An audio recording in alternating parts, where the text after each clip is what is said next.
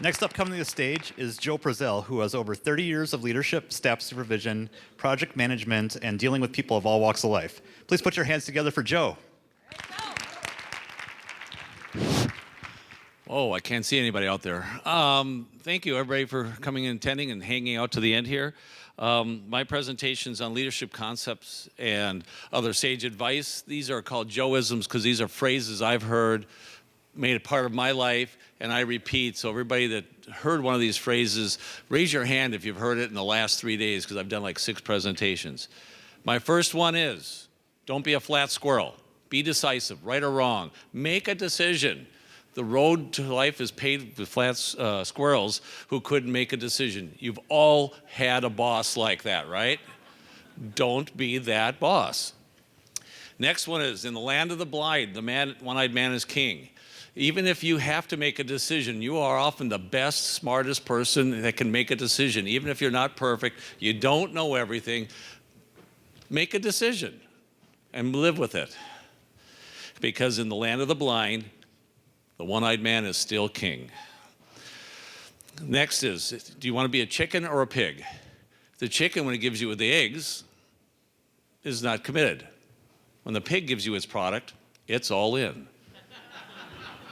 So what you want to be is committed to any decision you've just made, and you want to make sure your team is committed and happy about it. Another one is about sales. I know 2 things about sales. A friend of mine, Dean Borman, says it's required to be successful and it's a contact sport. Who here is not in sales? Everybody's in sales. You have a boss, you have employees, you have project team, everybody's in sales. And the best way to sell somebody is to know them, so make the contact. Next one is orders equals compliance, leadership equals enthusiastic support. You don't want to be that 1960s manager that tells somebody what to do. You want to make it their idea. Whatever tip or technique you have, make it their idea. Next slide, leadership is about 9-9. The x-axis is about caring only about the product. The y-axis is only caring about what they call the country club style. You don't care about getting anything done. You don't want to be the 5-5 person who wants to compromise. You have to make a decision sometimes and push it, but you want to be the 9-9 guy that cares equally about both. Tell me and I forget. Teach me and I remember. Involve me and I learn. You got to love that, right? That's how you get people to buy in. You don't tell them to do something. You teach them or involve them, and that's how they become on your side. I also known as tell me I forget, show me I may remember. There are no politics in business or projects. They're not. It's all about your perception. The other person has a different perception than you do. You like that? Do you think the rainbow goes above the surface?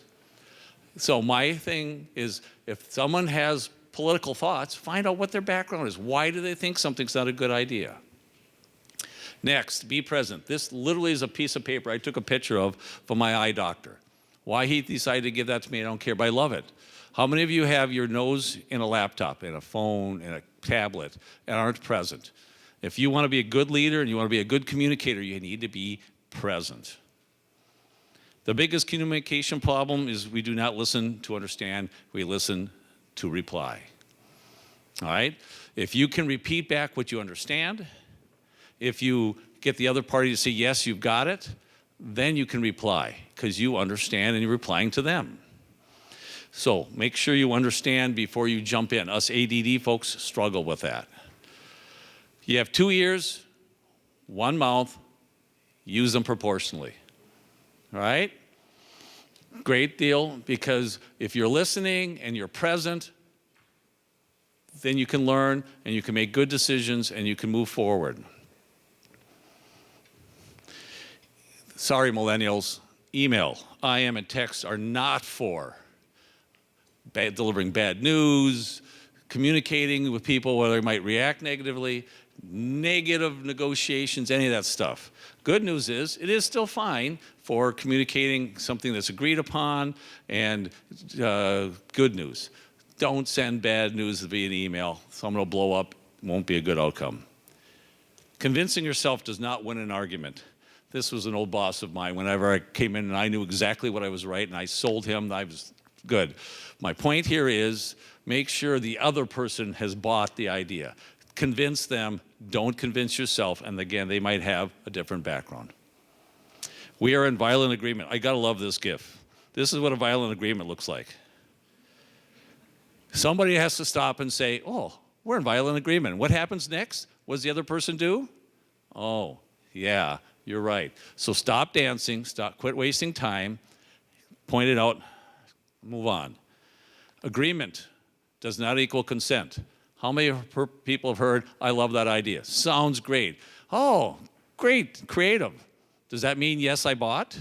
No, that means anything. If you don't get the and yes, I will make that decision, and I will do this, all you heard was somebody stalling. Second corollary, anything important is worth validating. Also known as how can you tell when someone isn't telling the truth? Their lips are moving. Not because they're bad people, they have a different perception. Make sure you validate it. I like the Columbo or the Curious George deal. Ask questions. It is your strongest mechanism for finding out information and validating.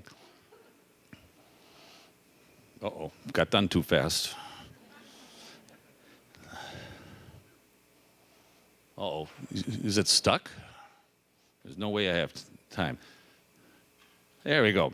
Oh, there are lies, damn lies, and statistics. This is the third corollary of validation. Someone quotes you a stat, what do? You validate it, because where it came from could be completely off target or made up. Who's heard that? It's kind of a stat, and gee whiz, I'm gonna run off and believe it. Or worse yet, you propagate that stat somebody else, and it now becomes an urban legend. Assume at your own risk, or better yet, before you assume, try this crazy method called asking. Next corollary is validate before you assume. An assumption is good if it's communicated, transparent, agreed, and documented. It is then a project given, not an assumption. That, in my humble yet accurate opinion, is my sage words of advice. Any questions?